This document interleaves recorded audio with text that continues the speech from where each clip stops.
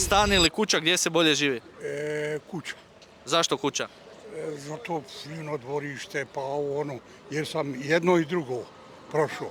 Stan ili kuća gdje se bolje živi, krivo pitanje, ja sam u staračkom domu, onda ne vrem baš odgovoriti.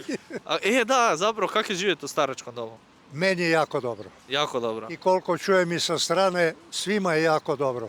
Kad dođe limit s godinama, onda je dom jedino rješenje gdje si sretan, ugodan, dobro se osjećaš, imaš društvo s kim hoćeš razgovarati, s kim nećeš, a to u domu, u stanu ili negdje nema mogućnosti. U stanu nema mogućnosti, kako to mislite? Sused ovakav ili onakav, teško da se slažemo. Znači, između stana, kuće i doma vi bi uvijek izabrali dom? Apsolutno. Čak i da ste mlađi?